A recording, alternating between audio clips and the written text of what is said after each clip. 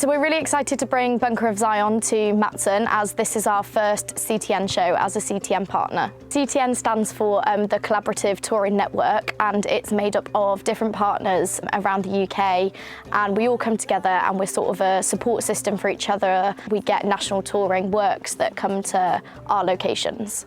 Bringing the show to Gloucester's been amazing. GL4 are so embedded and rooted in their community. They know how to bring people together, they look after people, and so bringing this work into the heart of a community like this is really special, because this show is really about bringing people together and celebrating difference and having people, you know, shake hands and cross divides and get to know each other and get to learn about each other. And I feel like that's what GL4 does every day. They're really trying to foster collaboration and togetherness in their community.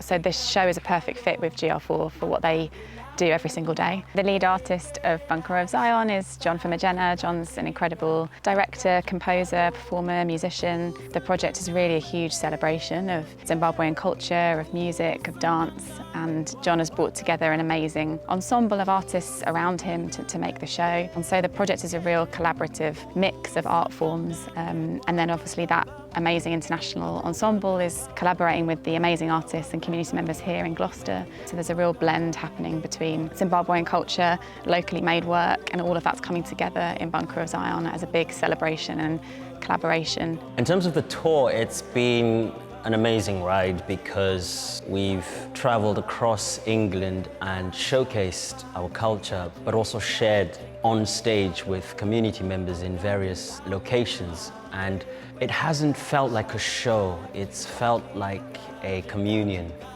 Being in Matson and working with GL4 and the team and the community with our associate artist, Dave, who's brought in a few people working with him, there's been a sense of camaraderie or a sense of family to it. That kind of strapline, "We are our ancestors," really resonated with me. So I did a spoken word piece on expecting a baby, childhood, ups and downs of life, and passing on. And I worked with a couple of members of the community, very talented young beatboxer and a poet.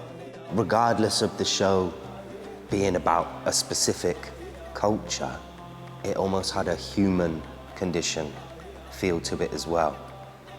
And I think that the community members that I was working with really leaned into that and got it. I'm part of the community cast. It's kind of boosted my confidence a bit because I'm not usually one to speak to people. After this show, I now know about like all the different Zimbabwean typed instruments and the way their music kind of flows. And now I also know like how their lifestyle is.